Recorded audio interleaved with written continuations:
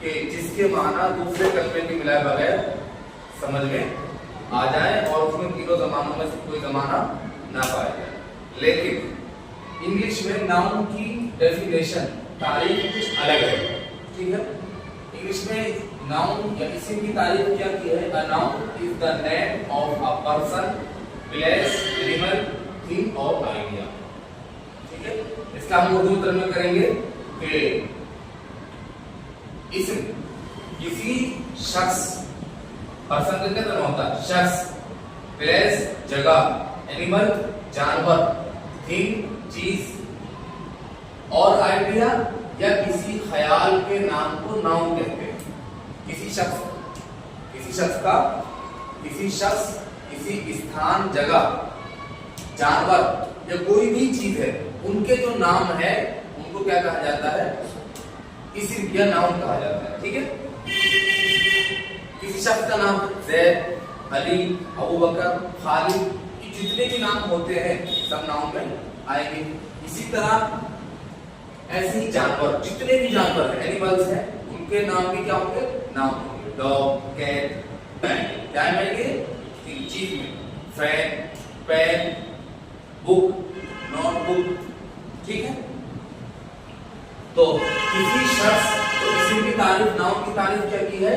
کسی شخص, جگہ, جانور, چیز یا کسی خیال کے نام کو ناؤن کہتے ہیں. یہاں ہم نے ایگزامپل دی ہے, جیسے علی, تو یہ کس کا نام ہے؟ کسی شخص کا نام ہے کہ نہیں ہے؟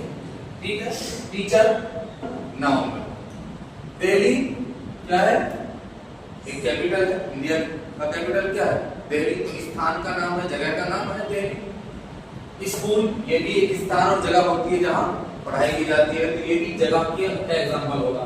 پین, یہ چیز میں آ جائے گا, پین چیز میں آ جائے گا. ٹھیک ہے, اور آئیڈیا یہاں ہم نے مثال لے دی ہے. آئیڈیا یعنی کسی خیال کے نام کو بھی ناؤن کہا جاتا ہے, جیسے لو, ایسے ہی آنیسٹی, ایمانداری. ٹھیک ہے, تو ناؤن کی پریبھاشا, ڈیفینیشن آپ نے انگلش میں دیکھی اور اردو میں ہم نے کی ہے کسی شخص, جگہ, جانور, چیز یا کسی خیال کے نام کو ناؤن کہا جاتا ہے. ٹھیک ہے, ہم اس کو سینٹینس میں یوز کر سکتے ہیں, جیسے دہلی از A capital of India. Delhi is A capital of India. I have a pain, آپ کہہ سکتے ہیں. یا ٹیچر کہہ دیجیے, آئی ایم اے ٹیچر, تو اس سینٹینس میں کیا ہوگا؟ وہ ٹیچر ناؤن ہوگا. ایسے ہی آئی ہیو اے پین, میرے پاس ایک پین ہے, تو پین ناؤن کہلائے گا. یہ ایگزامپل ہوگا تھنگ کا. ٹھیک ہے, دوسرے نمبر پر پروناؤن. پروناؤن یہ اردو میں آئے گا ضمیر. کسے کہتے ہیں؟ ضمیر کو. جو انگلش میں پروناؤن ہے وہی عربی, اردو اور فارسی میں اس کو ضمیر کہا جاتا ہے. ٹھیک ہے, جو اسم کی جگہ استعمال ہوتے ہیں.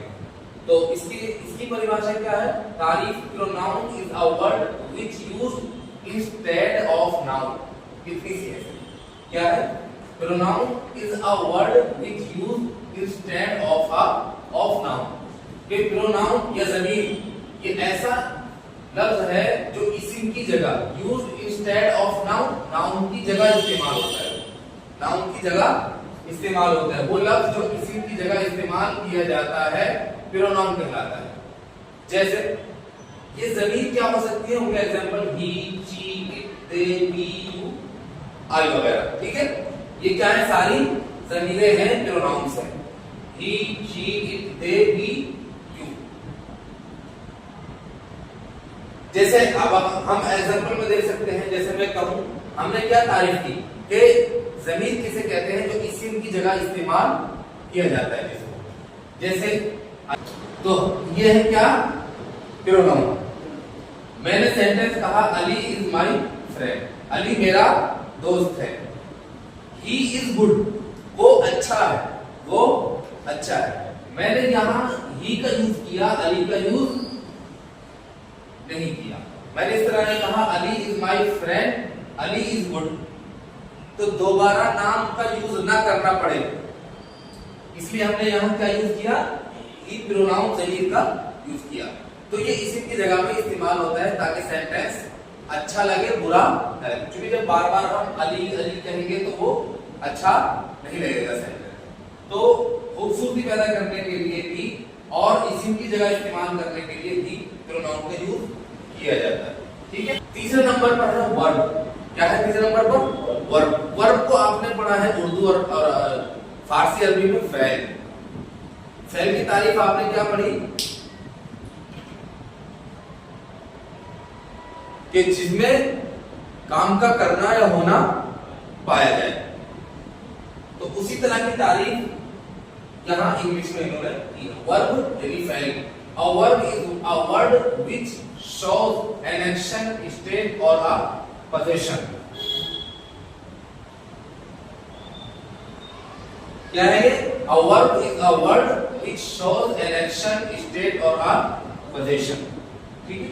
इसका अगर हम उर्दू में तर्जुमा करेंगे और तो वर्ब वो लफ्ज है जो किसी काम, an action, action की माने क्या है? काम, स्टेट माने हालत, पोजीशन माने मिल्कियत। वो लफ्ज जो किसी काम, हालत या मिल्कियत को जाहिर करे। शोध का मतलब क्या है? जाहिर करे। यानी जो लफ्ज किसी काम के होने या करने को बतलाएगा या किसी हालत को बतलाएगा या मिल्कियत को जाहिर करेगा, कब्जे को जाहिर करेगा, तो वो क्या, वो लफ्ज क्या कहलाएगा? फ़ैल कहलाएगा। क्या कहलाएगा? फ़ैल। तो आप याद रखें वो लफ्ज जो किसी काम, हालत या मिल्कियत को जाहिर करे वो वर्ब कहलाता है। वो लफ्ज क्या कहलाता है? वर्ब। और मैंने यहाँ ब्रैकेट में लिखा है यानी फ़ैल हमेशा जुमले में किसी न किसी अमल, कैफियत या मिल्कियत को जाहिर करता है। जो फ़ैल होता है जुमले में वो या तो किसी न किसी काम के होने या करने को बतलाएगा या किसी हालत को बतलाएगा, जैसे खुश होना, दुख होना, ठीक है, थकना, हारना। ये जो हालत है इसको क्या बतलाएगा? फ़ैल बतलाएगा, इस तरह की हालत या मिल्कियत को जाहिर करेगा, ठीक है। तो उसके इसके वर्ब के हमने एग्जांपल दिए हुए हैं, जैसे run, write, sleep, is, am, are, have, has. ये सारे वर्ब की एग्जांपल्स हैं, ठीक है। और भी बहुत सारे वर्ब हैं। तो run, write, sleep, is, am, are, have, has, ठीक है। इसके मैंने 3 एग्जांपल दिए। क्योंकि परिभाषा और तारीफ में उन्होंने कहा है कि जो एक्शन यानी किसी काम, स्टेट, हालत, पोजीशन या मिल्कियत को जाहिर करे, यानी या तो किसी काम को बतलाए या किसी हालत को बतलाए या मिल्कियत को जाहिर करे। तो मैंने तीनों की मिसालें अलग अलग दी। किसी एक्शन को बतलाए तो उसकी एग्जांपल मैंने लिखा है he runs, he, she writes। दो मिसालें हैं।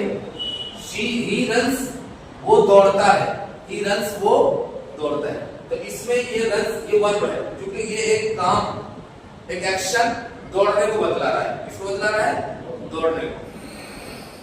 she writes ये भी एक्शन की ही मिसाल है। किसकी मिसाल है? एक्शन यानी काम की मिसाल है। क्या काम है इसमें?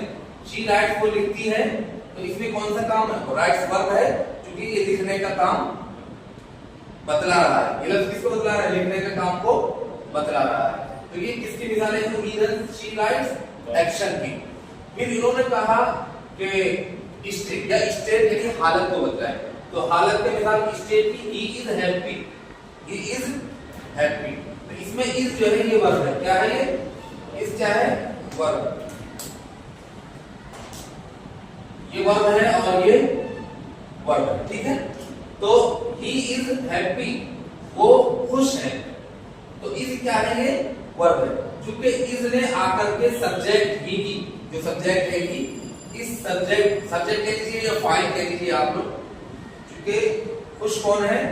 ये ही है, तो ये इसको सब्जेक्ट कह लीजिए या फाइल कह लीजिए थोड़ी देर के लिए।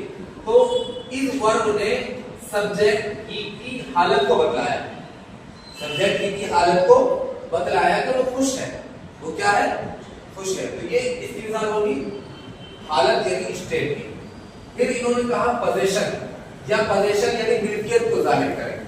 तो पोजीशन की मिसाल है जैसे I have a book, I have a book. इसमें है क्या है? वर्ब है। क्या है? वर्ब। क्योंकि ये है जो है मिल्कियत को जाहिर कर रहा है। मिल्कियत क्या है, यानी है ये बतला रहा है कि सब्जेक्ट आई के पास एक बुक है, यानी उसके पास क्या है, उसके कब्जे में एक किताब है, वो एक किताब का मालिक है, उसकी मिल्कियत में क्या है, एक किताब है। तो ये कौन बतला रहा है, तो ये क्या हुआ, वर्ब। ऐसे ही दूसरी मिसाल है, she has a car, she has a car।